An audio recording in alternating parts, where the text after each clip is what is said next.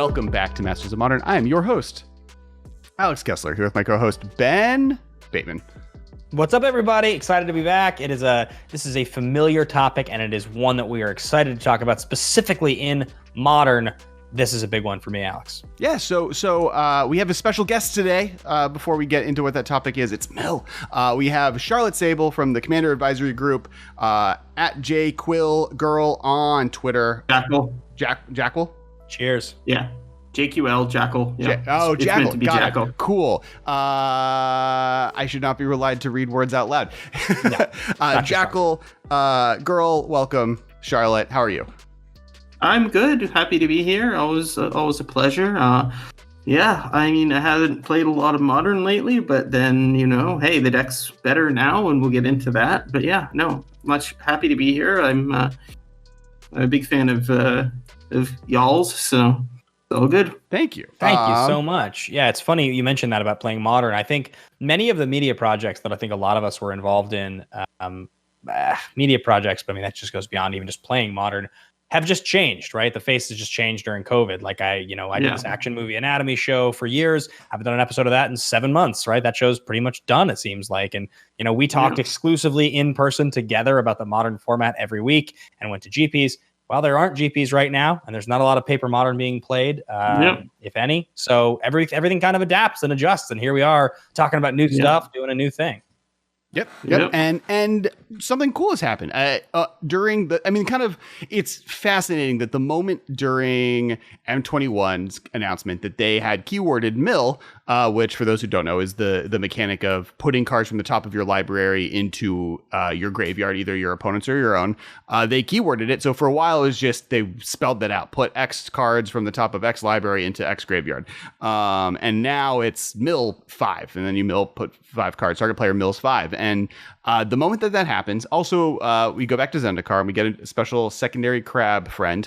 But Mill is now kind of a major mechanic, both in standard as part of the Rogues tribe kind of kit and deck, which is now currently one of the best decks in the format. Ben just made Mythic playing a Rogues deck in Historic. Modern, it's currently around 2.5% of the metagame, which is a big deal for Mill from people actually in the metagame. Yeah. Tried making that happen for a long time. And then obviously in all of the places Mill in the casual format and kitchen tables and Commander and everywhere else, it's always been somewhat of a thing. And so we wanted to kind of, you reached out wanting to talk about Mill because you have a cool deck, and Ben, honestly, I have to work more to get him not to talk about it. So we figured it'd be a cool thing to jump into. One of the things that, before we get kind of into specific deck lists and everything, I do want to talk about kind of like the concept of why they keyworded it. And obviously they've been trying to for a long time. I can probably find 10 different Maro articles and or Blogatog posts talking about what are your ideas for what we should call this mechanic, because we can't figure it out. And kind of it feels like with 4-color Omnath and other things, Wizards' decision to start being a little bit more open to what the community wants, that feels like it has now coincided with Mill being keyword. This has been kind of the slang for the card since Millstone in a set that is older than me. I mean, Alpha. Millstone's an OG card. Those that don't remember Millstone, it's an artifact. I think Millstone was Antiquities, wasn't it? Oh, is it? No, I thought it was. I think so. You might be right. It's a very, very early set. Yeah, but I think it was Antiquities. But we'll double check. It was original was Antiquities. So. And so it was an artifact for 2 colorless that I believe taps for, what is it, 1 and a colorless or 2 tap Mill 2. Yeah, Mill 2. And so that's where it all starts. And over the years, you've got Millstone, Whetstone, Wet Wheel, and all these various sort of grindstone additions to the concept that Mill. But it is funny that all these years later, I sort of think it's fitting, because when you go back to that history, those first 6 or 7 or 8 sets, it's always nice to get stuff from those sets. So the fact that it was Millstone and we would call it Mill makes sense. But why were they so resistant? I don't know. I mean, because Mill doesn't flavorfully connect with the mechanic, I guess. Yeah, I think they've classically been it's the same reason that for a long time they're just we're never going to Kamigawa. We know all you want it, but it's not going to happen. We're not going to do this thing. Like we wouldn't lean into tropes, the fact that Omnath I believe Ashaya, the green all lands or all creatures are lands card, was originally the Omnath of the set, and then like development was like, no, we lean into memes now, and the meme for Omnath is that it adds a color every set, so it should be 4 colors, not 1 color. And so then they made new Omnath, and that broke every format. Not every format, broke standard. And so I think it's partially just like and it's the same reason they like didn't put squirrels in any set ever, right? Like they were against all of these like cutesy meme parts of Magic, because I think they like overcorrected from the early days where they would just put their names. Like Morrow is a little Magic card, and like other people's names are in the set, and they like kind of went all the way to the other side. So I think that's the reason. That being said, I think also just like they're always like the lexicon, and like I think people have like tried arguing like milling is a monotonous task where you're just doing the same thing over and over again, slowly grinding things. That kind of is what mill could be argued as doing, but I think it's also just like we're fighting an uphill battle. The community hasn't come up with something. There's nothing better than this, and the community is going to be resistant to anything we come up with. So let's just, the same reason like people still call Commander EDH. Yeah. Oh yeah, but that's always going to happen. So. Right. So, and then soon after we got the sequel, The Worst Hedging Crab, Ruin Crab. Why can't it target me? Makes me sad every day. But like, sure, it can't target yourself, but it's also way better for Commander because it's each opponent now. Sure. Also, it doesn't target, so that gets around some of the problems that Mill had in Modern, which we can get to later. But like, one of the ways that people fight or used to fight Mill a lot is like Leyline of Sanctity or whatever, right? And so now that, Crab Fred number 2 can get around that, that's super good.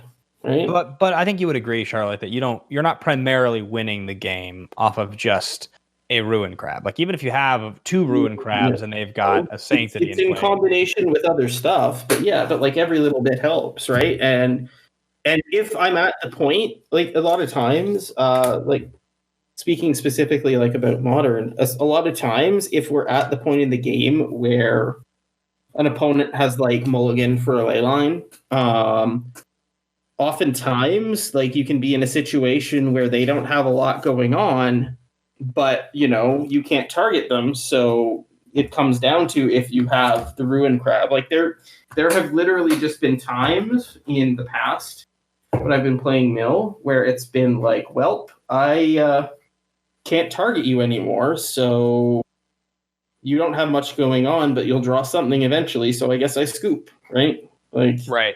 Whereas now the Ruin Crab can, get through that. And to defend Ruin Crab and even Hedging Crab before this. So my main starting point in Modern really was on the back of Hedging Crabs. I am like an old school Dredge Vine. My favorite standard deck of all time was like Dredge Vine with Hedging Crabs, and that evolved into Modern at the very beginning of Modern when it started. I remember moving like to Gravestorm decks and stuff like before people knew what was going on. And a game plan for that deck, even back in the day, was, I drew both Hedging Crabs turn 1 and turn 2, and I know my opponent, I should just mill them out. I should stop targeting me. I know they don't have a removal spell to stop this, and I'll beat them with. Because if you have 2, like every fetch land is so many cards at that like point. Cards, right? So like, it moves fast. If you're on the Ruin Crab train, if you're backed into the corner of Leyline of Sanctity and your outs are Ruin Crab and Mesmeric Orb, that gets you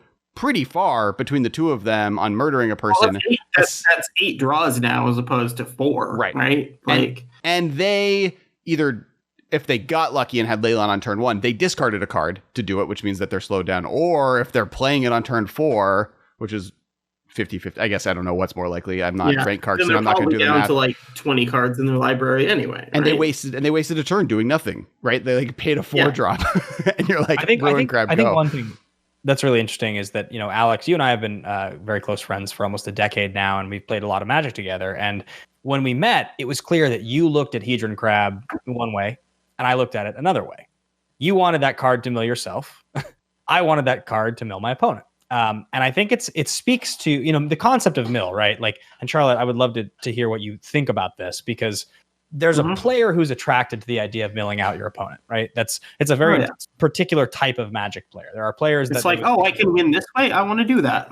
It's sort of this annoying challenge, right? It doesn't seem as easy as other things. It's kind of obnoxious, but if you can figure out the way to do it, it seems really cool and really fun. It's the same reason I play Anawan now. But it's not like an all-win card. It's built into the game, right? Like it's built in. It's a way built into the game that I can win. So I want to try and do that. Wizards has always supported it enough. They've always supported it enough.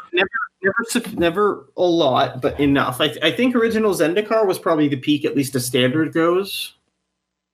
Yes, Crab. I mean, I think Crab and Trap. Yeah, Trap. I mean, Trap is a. We'll talk about the card archive Trap here in a bit. Trap's a big card in terms of them acknowledging that like you can do this, because obviously the design of that card is so awesome, right? It's the idea that you start with 60. Imagine if you could archive Trap yourself. Yeah, I know. In 13, it's a big.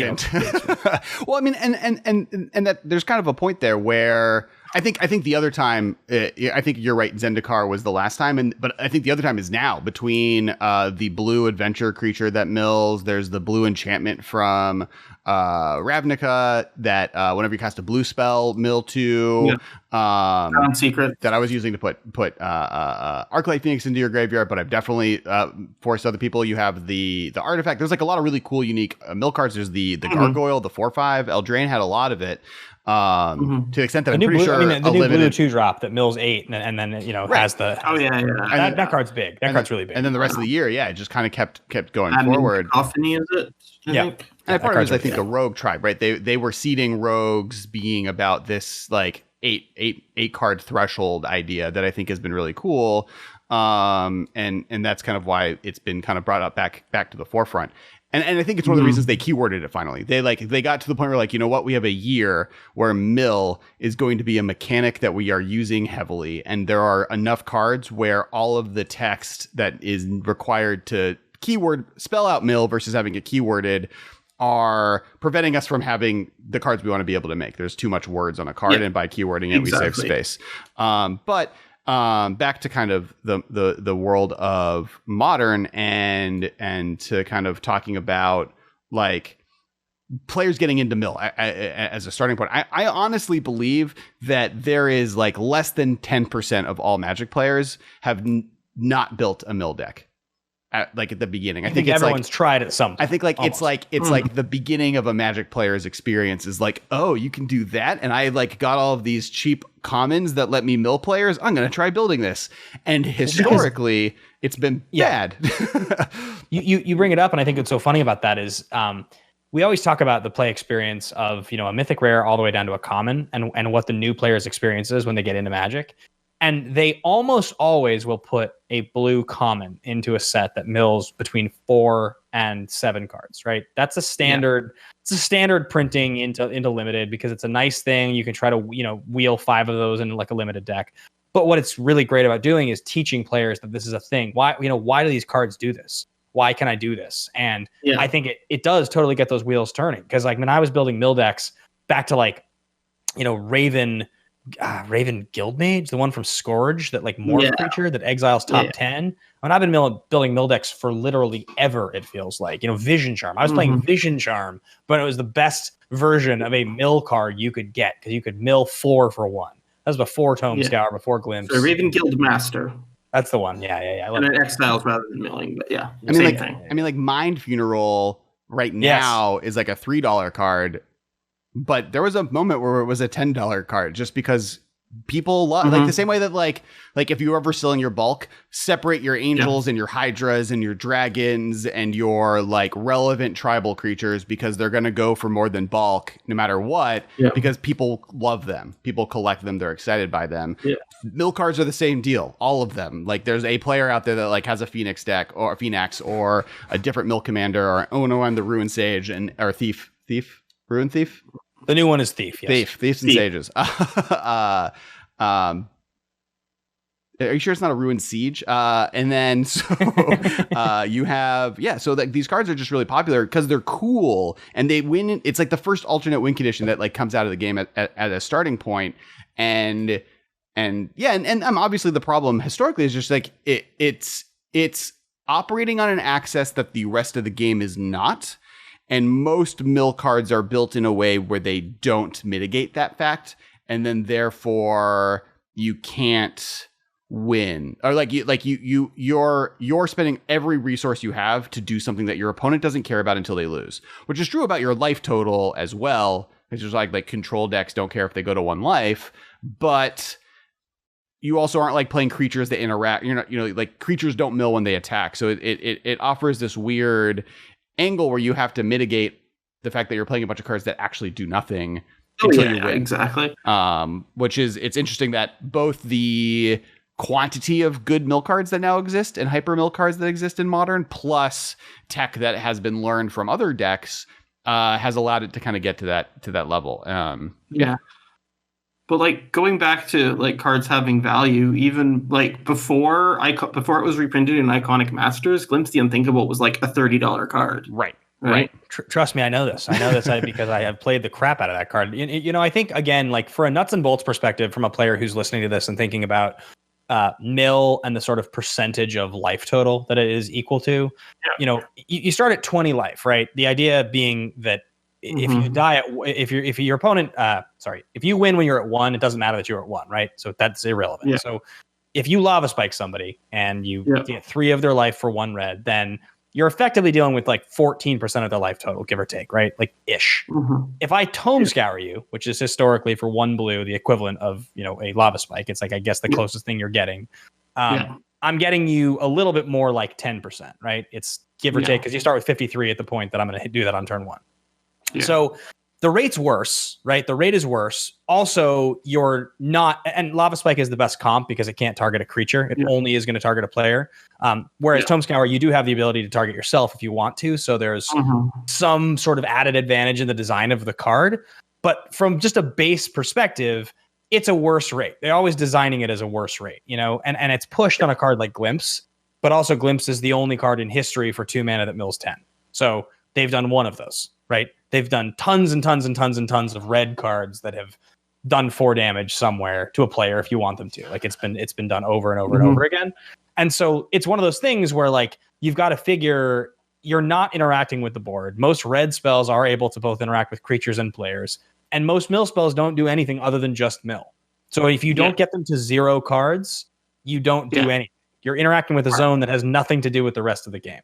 And that's, I think, what new players have a hard time understanding, right? Right. But like we'll get into some of the secondary strategies when it comes to mill once we start talking about it in Modern specifically. But like the whole point is, sure, when you're interacting with the library and just reducing it in size, if you're just flat reducing it in size, then no, you're not affecting anything until they're empty. But at the same time, I mean, unlike someone's life total, the library is a zone that's always constantly decreasing just through natural draw, right? So, right. Yeah. So the thing is, even if you don't get all the way there, if you get if I can get you down to 10 cards and then I can turtle up and last out until you draw out, I still can win that way, right? By virtue of the fact that Tome Scour is mill 5, if the game goes 5 turns, you've effectively gotten a free Lava Spike by the end of the game. You've drawn an extra card by the fact that unlike my life total doesn't go down by 1 every turn just because I'm playing Magic, right? So, and then the other side of that coin though is that the nuts and bolts card type of Magic now, arguably for a while, is creatures, and inherently most of them are incidentally able to kill your opponent. I mean, that was always the strength of Birthing Pod decks or Coco decks, right? Where you're playing a bunch of 2/2 for 2s that when you have 3 of them together, you win. But in the meantime, I can attack with them and do incidental damage. And so while you're trying to make sure I don't combo out, I've done 19 damage to. And that's kind of what Mill does, but to the deck, right? Where I'm mitigating, I have to mitigate you murdering me. But while you're trying not to die from that, you're drawing cards, slowly killing yourself. Yeah, exactly. I also think that if limited Magic wasn't such a significant piece of the gameplay experience, I don't think Mill would continue to be pushed in the way that it is. It might be pushed on legendary creatures and on splashier spells that they want to come up with a cool way to do it. But I don't think you'd continue to get the common Mill 7, Mill 5 for 1 or 2 mana, because the point of that, right, is that with a 40 card deck where you're drawing 7 and your opponent has 33 cards to start a game of limited, mill is a much more viable strategy without having to go completely all in. You can do it kind of incidentally, and I think that's what makes it so fun in limited. It's like one of the best pieces of design. Right, like in limited, that Tome Scour becomes much more akin to a lightning bolt, right? Yes, it's a huge impact. Milling 5 of 33 is about the same as dealing 3 out of 20, right? So yeah. So I think it's interesting. So one thing I want to talk about is, and Charlotte, I would love to talk about your mill deck because the list looked really, really cool. But way back in the day, back when Alex and I went to our first PTQ together, which was probably like 2011 or 12. 12 probably, I would think. Modern, I think, was announced in 2011, I want to say. Yeah, something like that. And when we went to our first one, you brought like a blue-white blink deck, if I recall. I think was what you were playing. Just control. Yeah, control. And I was playing like Esper Mill. That was like my thing I was doing back then. Or is this extended? Are we talking overextended or are we talking modern? This was modern. It was blue-white. Yeah. I was Wall of Omens and Adventure and Teleria West. I remember you. Yeah, I love that deck. So I was playing like Esper Mill. And so, a very similar principle that I see in a lot of the mill lists that are being played now. I played 4 Archive Trap. My whole theory was that I would let my opponent fetch. I would trap on turn 0 and then surgical the like Splinter Twin or whatever like the win con was, right? And you'd like just rip their whole strategy apart before you even took a turn. And I was playing Esper mostly because like Path was really good. I think I wanted Supreme Verdict. Ghost Quarter and Path were pretty strong because there was a lot less basics back then. So if you rip their deck apart and put it in their graveyard, then like they wouldn't have anything to search for. And Glimpses, and I think I was probably playing Mind Sculpt. I think I was probably playing 4 Mind Sculpt is my guess. Because this was before the breaking, entering. And definitely, Hedron Crab. I'm pretty sure they hadn't printed Crypt Incursion yet. So all that stuff. Crypt Incursion was Dragon's Maze. So that was the deck that I tried to play back then. And it was never fast enough. It was never good enough. And even back then, I would still run into sneak attack decks, not sneak attack, Through the Breach decks playing like, Eldrazi. I would still run into that same problem where like the deck would reshuffle, which is super, super frustrating. And I felt like the redundancy just wasn't there to make this good. What I think is so cool now about Modern Mill is the redundancy is like through the roof. Like these decks are not all the same. It's like it's a totally varied style of deck, all different colors. Yeah. Oh yeah. You can it's an actual like broad archetype rather than a deck now, which is great. Yeah. Before we get into decks, because I have one more additional piece of Modern Mill history, and then we're going to get into deck techs. But before we get into that, big thank you to all of our patrons, and thank you guys so much for supporting us and making this happen. For those who don't know, we have a patron. By being a participant, you're making this podcast a thing that exists every week. You're also one of the reasons we're able to do the Commander streams we now do every week. And also, if you join the Patreon, you get access to kind of the early raw feed. So we do the audio only, but it's all the stuff we normally will cut out. So, for instance, Ben disappeared for a second, and I was just talking to Charlotte without him. We said a bunch of mean things about him, and you get to hear what that was. Leave it in, Marshall. You leave it in. And at the beginning of the episode, we talked about Charlotte is currently in Finland, but originally from Canada, and we talked about kind of foods that we miss when traveling or abroad that you can't get out in the world. So you get all that information in the Patreon raw feed. So definitely check that out. Also, we started posting our deck list there. So if you are wondering where a deck is, it's on Patreon, and that's free. So if you just go to a Patreon, all the deck lists are there. You can find them. They just live there because it's like a localized place. And then if you happen to want to throw in some money, we always appreciate it. And then also some small announcements. We are kind of changing up the schedule. So moving forward, the Masters of Modern podcast and video are coming out on Mondays on the YouTube channel. Previously, they'd come out like Friday evenings. And partly that's why Friday evening is not the best launch moment for content. So we're moving the podcast to Mondays. And because of that, the live stream for Commander is still happening Monday evenings. It's just live on Twitch, and we're no longer live streaming it to YouTube. And then that video will be posted onto YouTube Wednesdays. So now there's a little bit more of a spread out content release schedule. It's no longer happening like the first thing on Friday evening as everyone's getting ready to not listen to podcasts. So that's kind of a new update to the schedule. So bear with us as that change happens, but appreciate it. And every Monday, 7:30, you can watch us play Magic. It's fun. Charlotte was on. It was cool. Yeah. And then there's a video. It's on YouTube. The link will be below. Maybe if Marshall and me can figure out to remember to do that. And then as far as other announcements go, just follow us, subscribe, like and subscribe, comment. We'd love to hear. Did you build a mill deck as a new Magic player? And what mill cards were like the featured mill cards of that deck as you joined Magic? We'd love to hear what your mill, your Magic baby mill story is. We want to know. So please comment that below. So back into the subject matter of the episode. Mill modern history. Last little piece of this will be a short one because we have full episodes about this. Go check those out. But kind of the evolution from those early days, people trying to make mill happen, then moved into the Lantern Control era.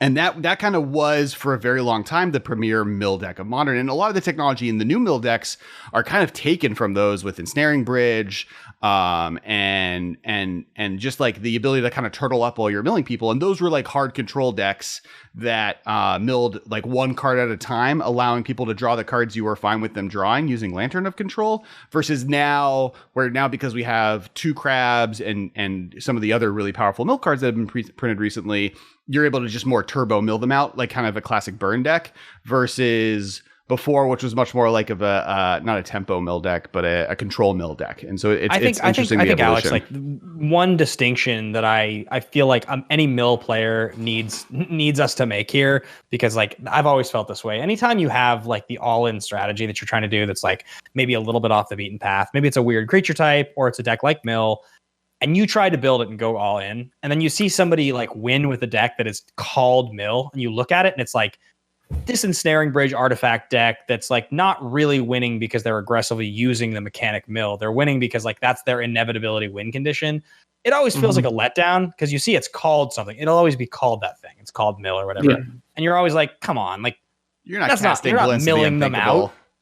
But you're like, you are, but you're not. Like the Lantern Control decks, like that was their win condition, right? They weren't being like, I don't even think they were doing like a Bobble Bolt You game plan with Academy Ruins. Like their game plan, unless you had like an Eldrazi, was to just eat your library 5 cards a turn, right? Because they eventually would have 5 different mill they'd cards. have like Pixuses and Codex Shredders and... It's shredding your deck versus milling your deck, I guess, is your point. But I think that is. I agree though that like there have been control decks in Modern that's game plan was to mill you out, but it wasn't actually. Their game plan was to make it so you never casted a spell again, and then eventually the game has to end because you run out of cards. Right. I mean, it's basically the same as having a control deck whose win condition is like God Pharaoh's statue or something, right? Just like that one damage a turn ping is going to kill you eventually, right? It's kind of like the equivalent of like a mono blue tempo deck playing Grand Architect and a few cards that like take advantage of his, ability to cast things, but it's mostly just like Architect is just a lord, and they'll like call it like Grand Architect tempo, and it's like, yeah, but without Grand Architect, this deck still works. And it's in my mind, I'm like, I want a Grand Architect deck. I want like to build the deck around Grand Architect. I want that card to be the card in the deck. And it's that thing. Ben, do I have good news for you? Because our guest, Charlotte, has the deck for you. And with 12 easy payments of 10 cards at a time, you too could mill your opponent out. Yeah. Well, I'm really excited to talk about your deck, Charlotte. I looked at the list, and it's really cool. It's just super awesome. So one of the things for people for watching, and the list is below, so you can find the list. The big difference to call out between what Charlotte's doing and the other mill decks that if you go on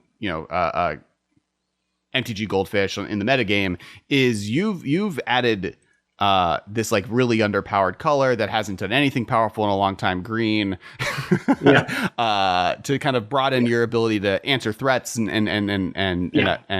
have more powerful green cards. It ends up that green has a lot of really good removal spells, which is a weird world that we live in. So the main reason that I run a Sultai mill deck rather than a Dimir Mill deck is, again, this was more relevant in the world before Ruin Crab, but like your deck really, a Dimir deck, other than short of counter spells and stuff, just can't really answer enchantments or artifacts. Certainly can't do anything to resolve ones other than bounce them.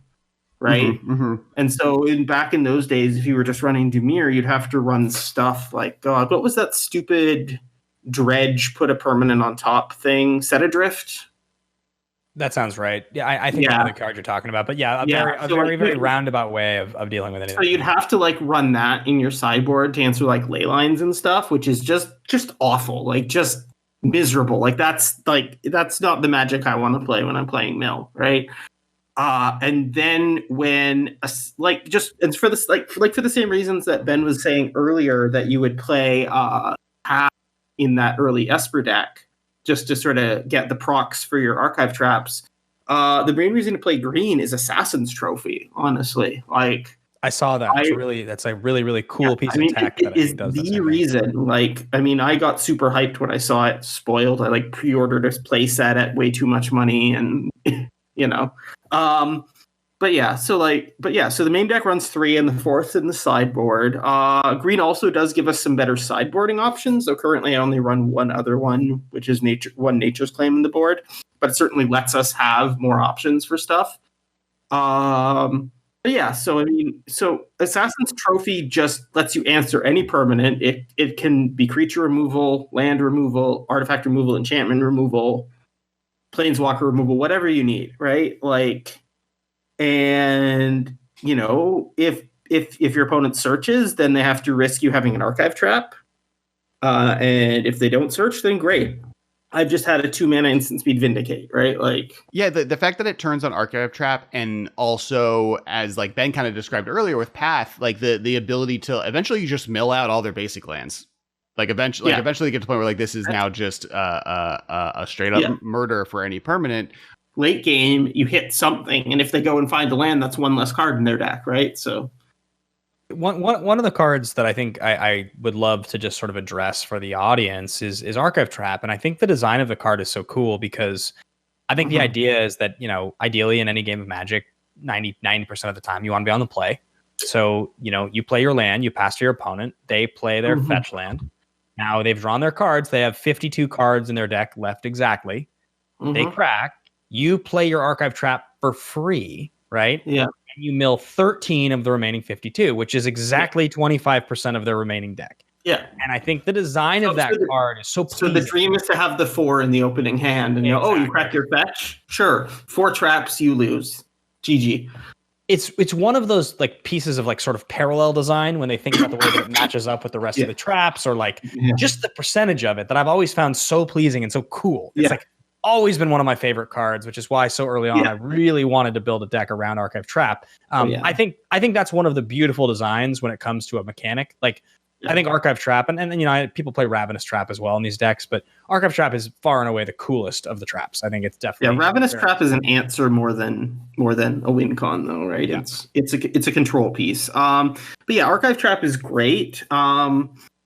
But the one thing is, honestly, like the thing is, it's 4 cards in your deck, right? And unless you're running like Trapmaker's Snare or whatever to search them out, there's going to be lots of games where you just don't draw any, right? And that happens. So you need to have other ways to win. But previously, like before Ruin Crab and before like Assassin's Trophy and stuff, a lot of the games, it would be like, did I draw 1 or 2 archive traps? Then I probably won. Did I not? Then I probably lost, right?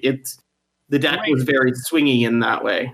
The rate is absurd. 0 mana for 13 cards, incidentally, exactly. Versus 2 for 10. Like, come on. Yeah. And we've talked on the podcast a lot about previously about how like redundancy printings is something to always pay attention to whenever a unique effect that like, because like a modern deck and often standard decks that like need an effect are likely not going to be good enough if they only have 4 copies of that effect available to them, because or they have to be focused in very much finding those cards or have tutors or whatever. And so like when the fact that Hedge and Crab has now been joined by Ruin Crab is one of those redundancies, right? We now have 2 of the exact same card that you can play 8 of. You're playing 8 Crab, and so given there are subtle differences, but yeah, they're basically the same. They're functionally the same. Right. Your initial strategy in a best of 1 world where you don't go up against a ley line, it's yeah. It's the same reason when like the Ruin Crab has an extra point of toughness, which is surprisingly relevant. So fair. And kind it of can actually block. It can actually block well, as opposed to Hedron Crab, which basically you almost never want to block with unless you're just consigning it to the bin, right? Like, right. It's there for chumping, where Ruin Crab will block every X2 or 2X ever created. That doesn't have Death Touch. Yeah, and kind of put like there's a reason that like back in the day, Collected Company, when Battle for Zendikar was printed, there was the like Blood Artist, the 8 Blood Artist decks that were running around that like if they resolved 2 Collected Companies, they just won because there's now enough Blood Artists in play that any interaction domes you for 12. So it's like always when these like redundant effects get printed, it's really important. The other card, and then I want to, or 2 of the other cards, but and then I do want to get into some of the cool, unique stuff in your deck that we haven't talked about that I think has been really, really important for mill decks in general, and is the most played planeswalker in Modern, and that's Ashiok Dream Render. Oh yeah, Ashiok was a beautiful addition to the deck and just makes it amazing because it's more like, I mean, obviously shutting off searching is kind of anti-synergistic with Archive Trap, but I'd still rather not have that happen anyway. But yeah, having just a main deck graveyard hate piece and a piece that can immediately exile the stuff that it mills is super good. That's super relevant against stuff like Dredge, where against Dredge, I can activate my Ashiok, and I don't care if I mill a Narcomoeba or a Creeping Chill or anything. Those just are gone before they can do anything. Does the Creeping Chill not trigger? Because it's not a cast, right? Or does it? It triggers, but part of the trigger is you have to exile it from the graveyard, and then if you do, got it. Right, it has that if you do clause, right? So that's interesting. Yeah, I think also just like from a pure rate perspective, I mean, this is one of the things I think that planeswalkers do so well. Like that card comes down with 5 loyalty and mills 4 turn. So if it's not messed with for 3 mana.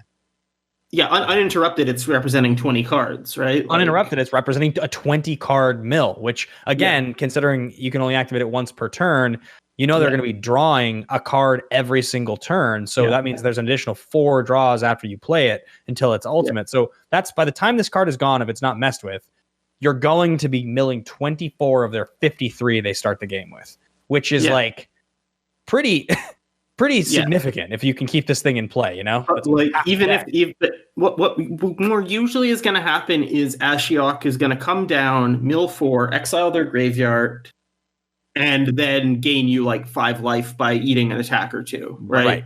Right. Well, and prevent them from fetching that turn or 2 turns, like if you're able to protect it. Like the anti, obviously the reason it's good in Modern outside of mill decks is the ability for it to just like stop fetch lands from happening. And you mentioned Archive Trap and opponents not like it kind of not working well with Archive Trap, but that's another good reason to be playing the Assassin's Trophy, because they can still search off of an Assassin's Trophy with Ashiok in play, because it doesn't stop your effects from having them search. Yeah, that's true. So like, my effect can still cause them to search, and then I can still trap them. Right, which I think is cool, and like we'll just get them. Exactly. Ashiok is just a beautiful piece of tech, and like honestly, I'm wondering if like 2 feels like the right number, but I mean, I could certainly justify running 3 main deck. Possibly. And that feels like a curve call where I haven't, without having played the deck a lot, I couldn't tell you where curves thing. Ben, you have one more thing before? I feel like Ashiok fits that. I mean, like, because it's an uncommon, which makes me feel like the design of the card was to be like really cool, but not like splashy. It feels like it and Narset Parter Veils are in the same territory for me when I think about them in terms of how good, just how good they are, and how like they're sort of always good in the decks you play them in. And if you draw them, you're kind of just happy to have 4 of them. But there's also the situation where you draw too many and you're like, I mean, I think probably actually 2 to 3 is the correct number. They feel very similar to me in that regard. I feel like Ashiok is more of a complete package though. Like Narset you want 99% of the time just for its static ability, right? Like sure, you get, an Escanta activation off of it or 2, but like, I honestly think that that's not nearly as impactful as, Ashiok doing Ashiok's thing, right? Like, I'm gonna attempt to make a sports metaphor, which has often gotten me in trouble. But I've been watching a lot of haiku, so I think I understand. So like to me, Ashiok feels much more kind of like a small forward in basketball. Where like generically good at a lot of different things, a really important piece to what your deck is doing, but can be both a 3-point shooter and under the net kind of being a little bit aggressive and getting rebounds. While Narset feels much more like a center and or a point guard, where like your job is to hit your job as a center is specialized, right? You're supposed to be bigger than everyone else. You're doing a task. You're comboing with other specific cards, and you're going to be good in doing. You're going to be generically good. Like you're going to cantrip. You're going to be able to get rebounds, no problem. You're going to be able to do the other things, but you're there for a task. And that is to stop people from drawing cards. And wheeling people out of the game, where like Ashiok could self-mill, which is kind of drawing you cards depending on what deck you're playing. 99% of decks I'm playing. I think your metaphor was condition. Ashiok can prevent your opponent from tutoring. Ashiok can exile your opponent's graveyard. Like it does everything a little bit in a much more like full court press. Did I sports metaphor correctly then? It was a reasonable metaphor. Yes. It wasn't bad. Wasn't bad at all. I mean, you talk about like the examples of these cards, and like Narset's ability feels like in some formats, it feels so good and like so outrageously good. So our last Commander game that we played, I was playing Joyra, and I had this one insane turn where I took like 19 turns with extra turns cards, and I like used all my mana, and then it was like, oh, I have 3 mana left exactly, and I have this one card in hand. It's Time Twister. Oh, and I also have this Narset with exactly 1 toughness, with 1 loyalty on the battlefield. Sorry, guys, none of you draw anything. And it was like we scooped, or you draw 1 card. You guys all draw 1, and it was like, yeah, like that ability in conjunction with some things is so bonkers. It's like so stupid good. Because you mentioned like the Azcanta activation. I think that if that card was an enchantment that was like, your opponents can't search, or your opponents can't draw more 1 card per turn. When it enters the battlefield, look at the top 2 and any non-creature cards you can choose one and put into your hand. That's it. If it got like half the depth and only 1 activation, wasn't a planeswalker but had that ability, I still think it would get played. Because it would actually be better because then it can't be attacked down. Yeah. Like, that card's insane. Let's say it's a creature. I think even just with the static ability, it would be fine. Yeah, like maybe I think like with a Scry 1 ETB or something like. Yeah, like I think a 3 mana 0/1 that just all they did was players can't draw cards more than 1 card a turn. That card would be a multi-format staple. yeah.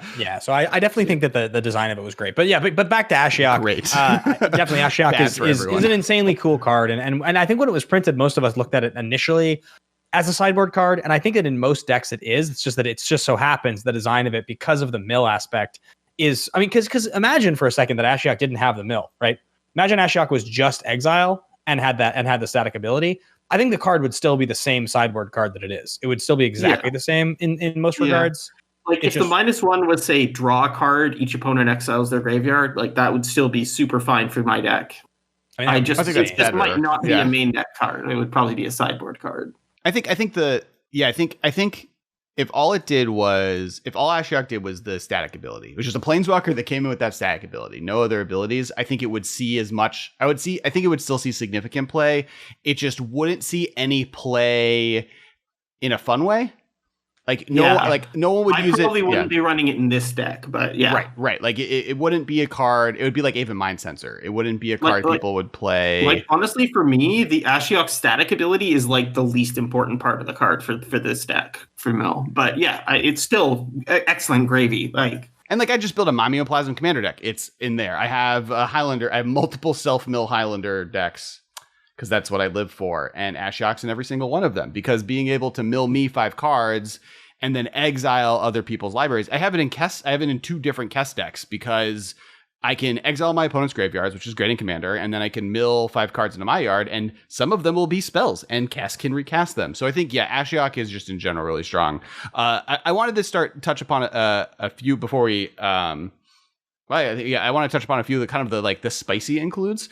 The first one is Cling to Dust, which my personal favorite card from Theros Beyond Death, purely off of the fact that Michael, at the beginning of us doing deck building during the pre-release, talked a lot of crap about how bad that card was. It's like, no, it draws a card. I'll keep it. I don't think. And then I proceeded in the finals of that pre-release against Michael. I then proceeded in the finals of that event to single-handedly with Cling to Dust to destroy Michael. That was the only card that mattered in the game. Just drawing cards and exiling different cards from his graveyard that had escape was so good. I love Cling to Dust. And it's an instant, and it draws you a card, and it exiles things, and it gains you life. It does everything. Or it gains you life, which is important in some matchups, too. Well, let me ask you this, because the card Cling to Dust, in Historic, have historically played, no pun intended, 2 copies of it in the deck, and obviously, like with like Fairy Vandal, it's good. You're milling them out, so like there's a lot of opportunity. But I find against the burn decks, the gain 3 of it is not good enough unless I can get it more than once. It's like just kind of low impact, and it only really ever makes me happy when I cycle it. Which like there's plenty of cards that can cycle. Now, if it has the very specific utility of like, let me get rid of this Uro or like this, but if you're milling them out and they have good things in their graveyard, often you're going to incidentally hit more than one of those things anyway. So it's like, because it only hits one card, I'm always a little underwhelmed by it. Have you found it in this deck to be an all-star or just okay? Again, it's, I'm still testing it out. Like, I was away from Modern at least away from this deck for a while, like since even before War of the Spark. So when I came back to integrate the Ruin Crabs and everything, I looked at, like, I'd gotten excited because I'd heard that some of like the early Magic Online leagues had been like, there were multiple 5-0 mill decks and stuff. And so I looked at a bunch of those lists and I saw this in one of them and I was like, okay, that's interesting. And then I started thinking about it and it's like it's fighting for space with like main deck surgical extractions, right? But I like it as a one of because there are matchups where exiling the specific card in the graveyard is more relevant than exiling all of them. And I've been impressed with it so far, mostly because it cycles, unlike a lot of other modern mill decks, mostly because I'm playing sultai and playing the Assassin's Trophies. I don't have room for Visions of Beyond and stuff, and that's the typical sort of cantrip that's played in these decks. And so this takes the spot of something like that as well and plays double duty with the cantripping effect. And, just like a lot of times if it's like, if I don't have anything better to do and I know the matchup doesn't like need me to be on guard to exile something specific, I can just cycle it, exile their fetch land on turn 1, draw a card and play on, right? And I like that flexibility on it. Again, I haven't play tested it enough, but like even against something like Dredge, like again, I've only taken this build of the deck out for a small local Modern event on Monday night, and in that event, I played against 2 Dredge decks. But even against those Dredge decks, it served me well, just because like just being able to like pick off. I mean, would I have preferred it to be a surgical in those cases? Sure. But still being able to pick off the one Dredge card in their graveyard was still very helpful. Like I think every time. I think that the thing you mentioned that I think many Magic players that like to play efficient and like tight deck lists will relate to is that when you have that, like, let's just say it's a 2-lander and you've got like a glimpse in your hand and you're like, okay, but if I stall out and I don't draw lands here, this is going to be kind of a rough game. I can just kind of tell. And that Cling is in the opener. That's the one where you're like, okay, like it even if nothing else, this is going to cycle me into a land, hopefully. And that's why this card's worth it. Because even if I don't have a game plan, because I don't know what they're playing yet, this makes me feel better about this 2-lander. And that's what I found about that card, which is I feel better about it. I mean, it's a good little flex card, and it's also in the matchups where it's not super relevant. It's an easy cut for sideboarding, right? Like it's sort of just, it's a very airy card in the deck to use a metaphor. It does its job, but it's never super important. But sometimes it'll just be a good role player as well. Yeah, I think also like it's not it is a card draw engine, right? Like this is a card that if you get towards the late game and you're stalled out for whatever reason, or they've been able to answer things, like with all your fetch lands, you could like worst case scenario if you're like at a weird moment and just need to draw a card, and like you can like hedge and crab yourself once to like get the card needed to escape, and like being able to do that repeatedly. And in many ways it acts like Graveyard Ancient Grudge, right? Like it's not as robust as other things, but Ancient Grudge that draws you a card against a dredge deck or against a graveyard deck, or even against like decks that what's the land that I'm now blanking on? The blue one that Snapcaster Mages, Snapcaster land? Mystic. Mystic Sanctuary. So yeah, even against Mystic Sanctuary decks, like in Modern, it's way more relevant to be able to target specific cards a lot of the times than in other formats. Should I got a Snapcaster Mage? That this has a much more targeted thing. Like obviously Surgical Extraction does that, but Surgical Extraction isn't a card draw engine. Doesn't have the reverse option of being a life gain hate card against aggro decks, and often is a life loss 90% of the time. It gets to function 30 or 40% of the time in the same way that Veil of Summer does, which is like I'm going to do this thing and also get a card out of it for 1 mana, and so like that's good enough. So going back to I hadn't played the deck since like before War of the Spark. This is my first build of it with Ashiok in it and everything, but I had been playing Cling to Dust in just my mono black commander deck. And I had been having really good success with it in there. And so I knew sort of the play patterns I could do with it. And I figured, this is something I want to try in this deck. It's a card that's like gives you that little bit of value for late game as well. Well, so let me ask you about Fraying Sanity, because this is the other 2 of in the deck that I see that I'm like, because we mentioned a lot of the cards earlier in the show that are sort of those optional cards people include. And Fraying Sanity is definitely one of them. Obviously, we mentioned that I'm playing the Anawan Ruin Thief deck in Commander, and I had a great game where I had Fraying Sanity on turn 2 with like fast mana that was epic, and it's very good. I think the curve, right, is that you get to play it on turn 3, and then if you have 4 mana and potentially like 2 glimpses, it's just pretty much game over, right? There are crazy plays with that card. Oh yeah, exactly. Or even into a hard cast trap or something, right? Like that's the one thing people forget. Like, so you can just hardcast Archive Trap for 5, and that's good enough a lot of the time late game. But yeah, like Fraying Sanity is just basically turbo mode, and you just need it in some cases. Like, it's honestly often a card that is sided out for the tougher matchups, but like for the matchups where you just need to be faster, it is just super good and just gets you ahead. Also, it takes advantage of, there's so many just incidental, and the fact that it triggers not just on milling, but on cards going to the graveyard from anywhere, right?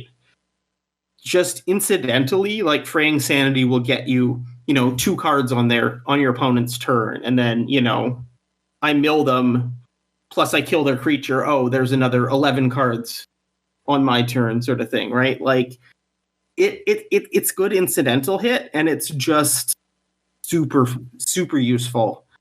And like for example, in one of the matches I played on Monday, I was playing against Green Tron, and in the last game of that match, like I didn't necessarily need it there, but it was like, okay, I had 2 crabs out, I played a fetch land, I cracked the fetch land, milled them 12, and it's like, how many cards in your library? They're like 12. Oh, okay, then I'll just play this Fraying Sanity and pass the turn. Like, so just really quickly, just because I think Fraying Sanity is a little bit more obscure. It's 2 blue, enchantment or a curse. Enchant player at the beginning of each end step. Enchanted player puts the top X cards of his or her library into his or her graveyard, where X is the number of cards put in the graveyard from anywhere this turn. So it's like it's doubling season for mill. Yeah. Well, what's cool about that is that there's a creature version that was printed in Jumpstart called, I think, Bruvak the Grand Eloquent. Well, that's just any mill, but yeah, Bruvak is sweet, right? But it's only specifically mill as opposed to anything hitting the graveyard. Well, what I was gonna say is that Bruvak is not playable in Modern, right? He's he's Jumpstart, and no, if he was playable in Modern, oh boy. My question is, would you play Bruvak or would you play Fraying Sanity? Because they can kill Bruvak, and Fraying Sanity triggers end of turn. Whereas Bruvak, like you play it on turn 3, they can probably just kill it before you untap. I feel like you'd still play Fraying Sanity.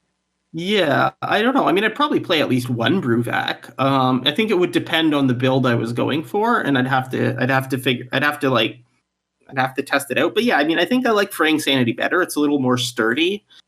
And again, it gets all that incidental cards hitting the yard stuff, right? Yeah. Like I think Bruvac being Bruvac also being a 1/4 for 3 is like a super is willing to do a split. Yeah, then yeah, he'd actually be pretty decent as like a blocker. So, and he doesn't die to bolt, right? So he's thick. He needs to. Yeah, he is a thick boy. He's a thick boy. But I'm honestly glad that I don't need like 3 to 4 of a $60 card for the $55. I just he's expensive. Well, because Jumpstart doesn't exist. 25 euros, right? Here, but yeah. No one owns a Jumpstart pack in the world. The last one of that seems super spicy is the copy of Mission Briefing that I see in here. At least. Oh yeah, Mission Briefing is great. I'm actually kind of sad I can't run more than one Mission Briefing. But with the new crabs, that was one of the things that had to get trimmed back. But yeah, Mission Briefing. Yeah, so like that was in the last. Yeah, so I last had this deck built after Mission Briefing came out, but before War of the Spark. So somewhere in that Ravnica block. But yeah, Mission Briefing is great in that it does what Snapcaster can't for Archive Trap, in that it lets you play it again from your graveyard for 0. Oh, so really? Oh, I didn't realize because you're just casting it. You're not casting it without paying its mana cost, or you're not forced to pay a flashback cost, right? So Mission Briefing specifically lets you Archive Trap for 0 from your graveyard. That's epic. I did not know that. So really cool. So basically, if you have 2 blue open and your opponent fetches, you can go, okay, end of turn, trap you, Mission Briefing, trap you, right? That's like really cool too, because I think I did play the version with Trap Finder Snare or Trap Maker Snare, whatever it was called. Yeah. I don't think I played 4 in the end. I think I played like 2. But the whole idea just being like you needed to make sure you could always archive trap, and like this just seems almost strictly better. Like almost. Yeah, because also you can just dig for anything, and it's also just a decent. Again, it's another sort of flexy card draw sort of thing in that. If it's just late game and I top deck this, sure, I can just play Mission Briefing if I maybe don't have a trap in my graveyard or something. You have Glimpse or... I can hit a Glimpse or, even if I just hit, Cling to Dust or an Assassin's Trophy or something. It's just a good dig to find something to help. But yeah, it's a sweet card, and like even just Mission Briefing into a Fatal Push can be fine a lot of the time, right? Let me ask you. But like specifically, the interaction with Trap is what keeps it in the deck, just because that is just beautiful. Snapcaster Mage has been powerful for all the obvious reasons for of Modern, and this is that, but can hit Archive Trap. It's basically the argument. Yeah, you can't block, but you can hit that.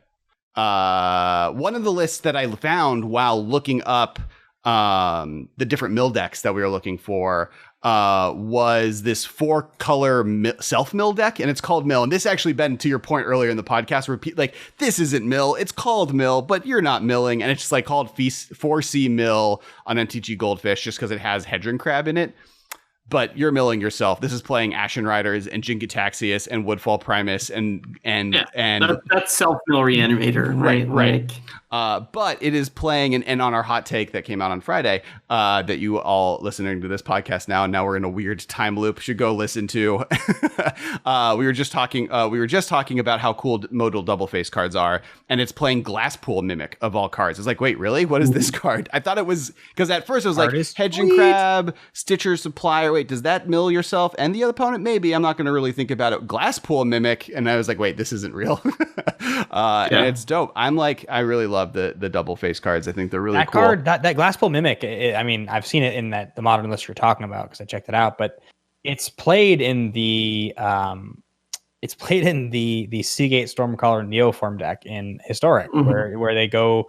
They get a ton of dual caster mages. They all come in as 3/3s, and you get 8 of them, and then you get the Rubble Belt, whatever, and they all get haste, and also sometimes they get Combat Celebrant, so they can attack for double time as their final creature. But that card is like that deck alone proves to me that that's a sweet idea, because you're literally getting the option to search out a clone for a land, right? Any deck that's going to go and do some kind of infinite thing like that, there's lots of them in different formats. You now have a tapped blue land that can come in as a clone.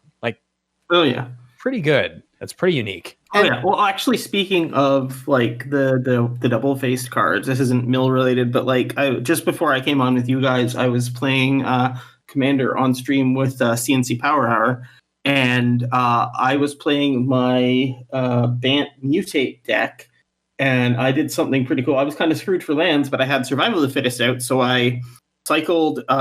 Basically, I discarded a creature and found Kazandu Mammoth, and then played it as the land. So it's like, yeah, I can Survival of the Fittest for a land now. So that's pretty cool. That's sweet, actually. Yeah. That's cool. Yeah. So before we wrap up, I do want to touch upon a few of the cards that we didn't mention, and then get into a few cards that like maybe that are on the other list that we found online. The two, and I'll go through these quickly because I think they're more established kind of cards, and we don't want to run out of time. The first one, which we've mentioned a bunch, of Surgical Extraction. This is like just one of the best mill interactive cards. You can eat things out of the graveyard that then get them to discard cards or get rid of combo pieces you don't want to deal with. You can also, I believe you can hit Eldrazi with it to prevent them from milling out. Is that correct? Yes. Eldrazi trigger. So you can't hit stuff like, stupid instant speed extra turn spell that shuffles itself back in. Nexus. Yes. You can't hit that because that's a replacement effect. But yeah, you can hit. If this hits the graveyard, do X instead of if this would hit the graveyard instead. I mean, they'll still reshuffle what's left of their graveyard with the Eldrazi, but you'll still, at least there won't be any left in the deck after that, right? Yep. Glimpse the Unthinkable, which we've also touched upon. It's just the best rate for mana mill card ever printed. Most efficient, single target, single use mill spell. 2 mana mill 10. They haven't done better. Yep. So we have Mesmeric Orb, which is 2 mana. Whenever a permanent becomes untapped, that permanent's controller puts the top card of his or her library into his or her graveyard. Just anytime every spell they cast for how much mana they cast, they mill. Every creature they attack, they mill. It's an artifact, and that card is, because it costs 2, I think it's the reason that card's so good. I feel like if that card costs 3, it would be much more niche, 30-40% worse, just because by the time in a deck, like especially in a mill deck, by the time you get to 3 mana, you are so much more focused on like either staying alive or being aggressive. But 2 is exactly where you can be to cast something like that card. Oh yeah, exactly. One fun thing is Mesmeric Orb is just a surprisingly defensive card against token decks. There have been times where I've played this deck in the past where I was against a token deck, and my opponent, I had like no bridge, no defenses, but my opponent literally could not attack me in fast enough without milling themselves out because of the Mesorb. Right, because if they attack you for 10 in the air, like if they're Lingering Soul tokens for 10, they then untap and mill themselves 10, which drew you 2 cards, and you still have 10 life to be able to deal. That's really funny. And then the last card is Ensnaring Bridge, which is one of my favorite cards, even though I can never say it correctly. Thank God the card is right here that I read. 3 mana for an artifact. Each creature with each creature with power greater than the number of cards in your hand cannot attack. This deck is just so low to the ground in converted mana cost. There's so many 1-drops and 2-drops. I think the converted mana cost average, it doesn't give me an actual average, but it's like mostly 1 and 2 and 3. 2.14. 2.14. So you can get your hand empty That's pretty probably quickly. Without lands, so. But yeah. Oh, got it. And so it's definitely a good way to kind of keep yourself alive. And this is like Lantern Control was built around this card, right? That's how that deck used to just not die. Oh yeah. One thing that's actually really fun is a lot of times in sideboarding, like the Mesorb and the Ensnaring Bridge are the only artifacts in the deck, and a lot of times people will bring in artifact removal for one or the other, depending. And so honestly, a lot of the times, the correct move is to side, depending on the deck you're against. Is to side out all of them and just completely blank their artifact removal at that point, right? That makes sense. Yeah, because you're milling them out, but if you can even just if you could even just be up one of those spells, like an Ancient Grudge or something, then it's like they've basically mulliganed already. Well, yeah. Oh, but also, again, if you're milling against Ancient Grudge, it's like, then, okay, you're drawing them a card, basically, right? Like, because you put that in their yard and now. Yeah. So, yeah. But, yeah, I mean, it's good. And, like, usually if you side out the bridge, you bring in Darkness, which is Black Fog, which is modern legal because of the time-shifted because of time shift. So dope. I love that. So dope. Darkness is just such a sweet card. Like, just literal Black Fog from Legends. Yeah, and of course I play the Legends versions so that people have to like read microtext. And then in the lands, fetch lands, shock mana bases, some specific ones to call out. Oboro, the Palace of the Clouds, which for 1 mana lets you return it to your hand. I'm assuming this is Hedge and Crab, Ruin Crab, keep that landfall train rolling. It's just basically keep the landfall rolling. And then Field of Ruin, which keeps that landfall rolling because you get to put another land into play, plus turns on your archive traps. Importantly, unlike almost every other thing, Field of Ruin forces the search. It's not a search; it's a forced search. So it's that's really important. Yeah. So you can it basically says you can cast your archive trap for 3 mana or 2 mana instead of 5 mana. Right? That's sweet. And then it's another landfall trigger for your crab, right? So right. It's like it kind of does everything you need. It's a beautiful thing. I'm just kind of sad that I can't fit more than 2. That's one advantage the 2-color decks do have. They can run 3 or 4 Field of Ruins in their database, but with 3 colors, I can't justify running like 3 or 4 colorless lands. Yeah, and kind of and great segue. The other kind of mill decks, the blue-black ones, just a few cards to kind of call out here that we can bring up. As if you want to build this deck, listeners, and you want to try this out, these are some of the other cards that people are playing. You have Visions of Beyond, which we mentioned, which is a different cantrip than Cling to Dust. This allows you to kind of it at some point in the game may become an Ancestral Recall. So for 1 mana, draw a card. If a graveyard has 20 or more cards in it, draw 3 cards instead. So it's just super sweet if you can pull it off. I've done it twice in my life, and both times were phenomenal. I mean, it's sweet when it works, but a lot of the times it's just a dead cantrip. And it's just a worse cling. It's just like a worse Cling to Dust usually. Well, yeah, but like the thing is, even if you like top deck it, sure, but now you're down a mana and maybe you can't cast whatever it is you draw, right? Like if you're on 3 lands, you're now nerfing yourself a lot. That's a good point. Yeah. Plus, I mean, it's a sweet card, but I think it's definitely been eclipsed. Certainly by stuff like Cling to Dust and stuff. It also has the it's like a win more card, right? Like, I now draw 3 cards. Win more card. I see a lot of these lists running like it is a 4 of. I could see it as like a 1 or 2 of just to fill flex slots, but like I certainly don't think its time as a 4 of should be relaxing. But then again, I am not going 5-0 in Moto League, so who knows, right? And I think part of it is they're trimming lands for that feature, right? They're generally playing 22 lands, and because you're playing 3 colors, I think that would be a lot harder to do. Exactly. No, like with 3 colors, I need to run like so many fetches and so many shocks and so many basics. Like I'm running 24 lands. I'm even running Prismatic Vista. Just because a lot of the times, like your life total can be under a lot of pressure because you're not really blocking with this deck. Mm-hmm.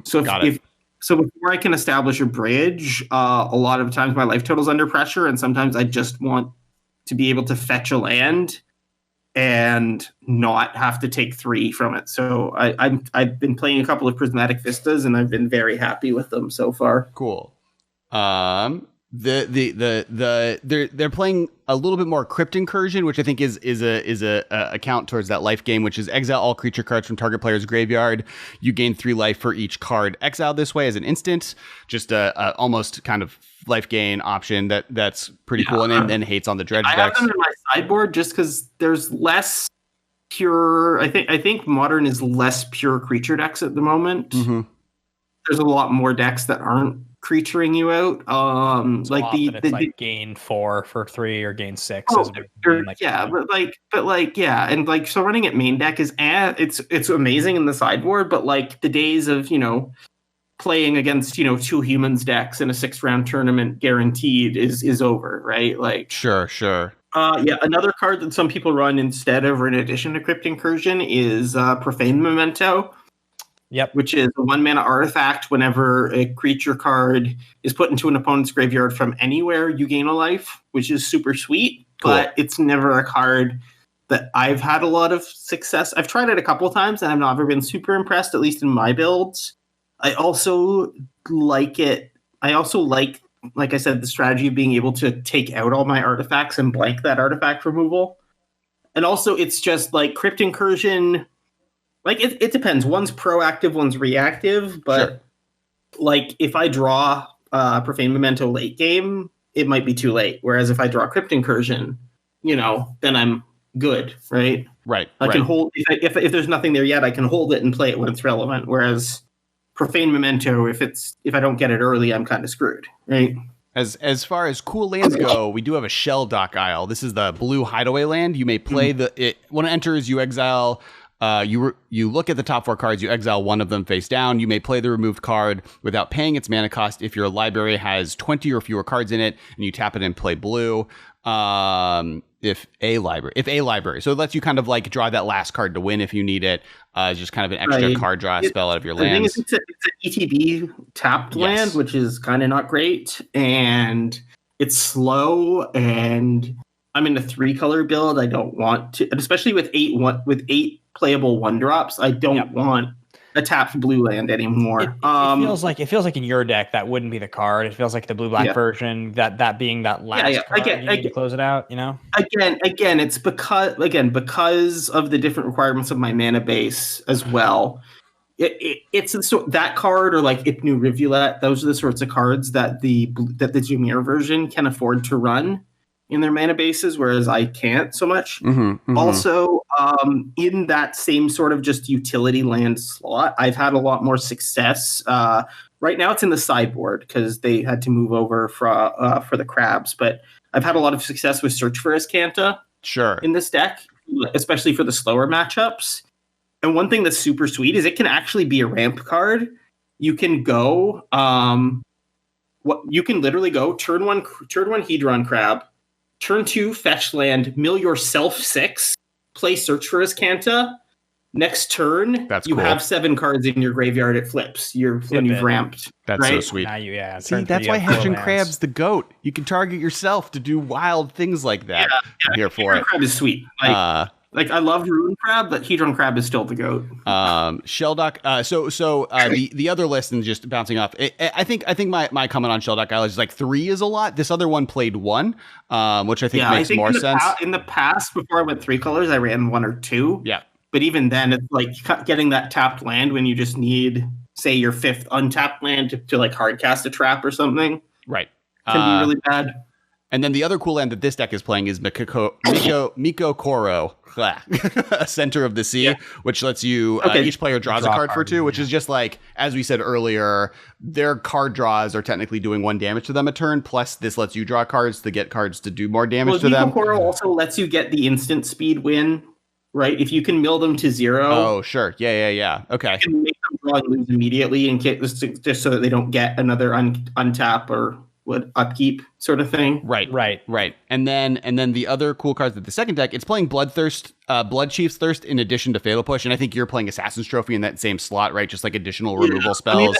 Blood Chief's Thirst is sweet, but it's a sorcery, and that kind of feels pretty bad in Modern. Agreed. Right. Yeah, and I think this is a curtail to like I'm playing 2 colors. I don't have access to better removal spells in blue-black and at 1 mana. Assassin's Trophy is just silky smooth and perfect, and like.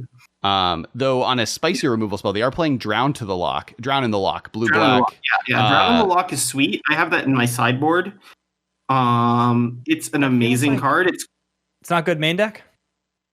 I don't have a spot for it main deck. I mean, it would be fine main deck, but like, especially with the 8 crabs, I want my main deck to be a little more straightforward. Drown in the Loch is honestly like almost a sideboard card.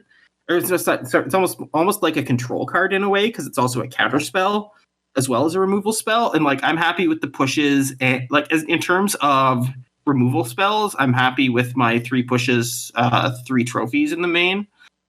And so I don't really need that extra Drown in the Loch. Like, again, if I was blue-black, I'd run some main, obviously, because I can't run trophy. Like, that's another thing. Like, honestly, if I was running just blue-black, my main deck, I'd probably run, 4 pushes, 2 drowns, or 3 drowns, rather than Bloodchief's Thirst or anything like that. And I think this is all like your deck flexes based on experience and playstyle, right? Like this deck is playing only 2 ensnaring bridges, so it's playing 3 crypt incursions, so it's playing more like life gain. And I'm sorry, I was mixing it up. This deck is actually playing no bridges, and so like it needs the extra. It's using Drown to the Luck and Bloodchief's Thirst as a more thorough control suite to just kill them that way, to keep them off of creatures so that they can get away with it. And then it's also, the last card is Maddening Cacophony, which is the new card from Rise of Zendikar, which is the 2 mana, each opponent mills 8 cards, or which is another each, speaking towards not having Leyline ruin your day. And you can take it for 6 to mill them half, but like if you're getting if you're getting to 6 lands, your crabs should be taking care of them anyway. Yeah, this is I had Maddening. By the time you're at 6 lands, you don't really want to kick it. You're probably milling more with the just straight 2 mana mill 8. During my like first release day limited event in Rise of Zendikar, I was able to pull like the 2 Ruin Crab deck off, and I had this in my pool. It was sealed, so I had this and Ruin Crab. And what I found was that by the time I could cast 6 mana, the fact that this just milled them 8 was significantly more cards than the half of their deck. Yeah, like exactly. I got them down to like 14 and milling them for 8. I was like trying to do the math, being like, okay, if I mill them for 7 and then I like do this, I might be able to win. And then I like read it, and again I was like, oh, if I just cast this, I win this turn for 2 mana. So like, I mean, that is sweet. In like, that's more of a. I think the kicked mode is more of a commander card. Yes, yeah, that's fair. And also in that, like, if you kick it and you have Brewvac, you kind of just win. So right, yep. And so that is kind of all of the like cool, unique. These are the other kind of like 5.0 lists online. Otherwise, it's like a self-mill deck that we can talk about in a future episode. And yeah, so those are kind of all like the different unique stuff you can put in the decks. It's like definitely a different play. There's this deck that has the ensnaring bridge is in the sideboard, but is leaning much more into like kind of the control removal spell. There's the second one that has that kind of like 2 ensnaring bridges and like more ravenous crypt inversion traps. So you're just gaining a bunch of life. Or your list that's like taking advantage of the fact that you get green and you get these much stronger sideboard cards, Assassin Trophy in the main, plus a lot of your spice, which I love. I'm here for Fraying Sanity, and Mission Briefing, and Cling to Dust. So it's really cool, not only how cool these and powerful these decks have become, like in a format that like Ben has been trying to make mill happen since Mean Girls came out. And now not only has it come out, but there's like different ways you can build it, and it actually seems like a relatively versatile suite. Yeah. But like literally just having 8 crabs is super good, just because you get the double crab openings more often. You just have 2 crabs in play more often. On Monday, I literally had an opening hand that was, I think, it was an island, 2 fetches, 3 crabs, and a Glimpse the Unthinkable. Sadly, it was one of the games where I was playing against Dredge, so I couldn't keep it. Oh, no. Well, so that's, I guess you mentioned at the beginning, and I did want to bring that up before we wrap up, and that is Dredge and kind of that weird relationship. Because as a Dredge player and a self-mill player, this was always like a very weird matchup, because I've actually lost more to mill as Dredge than anything else, because my damage output against them, even if they mill me, is going to be slower, because every card I play is doing damage to me for them. And it always feels close. I always feel like I get them down to like 4, and then they just like, and then I draw the last card of my deck and I lose. But it's this really, really fascinating relationship between you're killing yourself and they're drawing you cards. Yeah, it's a very, very interesting. The matchup was a lot more lopsided to mill before Creeping Chill was printed, but now with Creeping Chill, Dredge has basically like a free 12 damage against the mill deck, unless mill can hit it with an extraction. Fair. Right? That's super valid. The just the reach that Dredge now has with Creeping Chill available, plus the Prize of Malgrove game plan and everything else it was doing, definitely probably moves the matchup a little bit in its favor.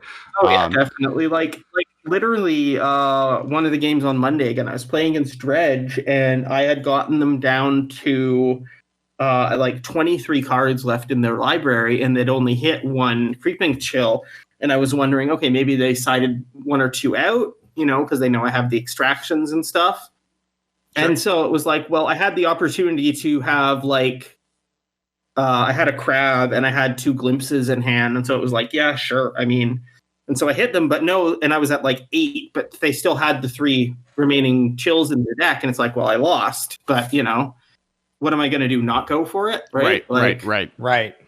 So, I mean, they were facing me down with like a board of, zombies and stuff anyway. So it's an interesting push and pull.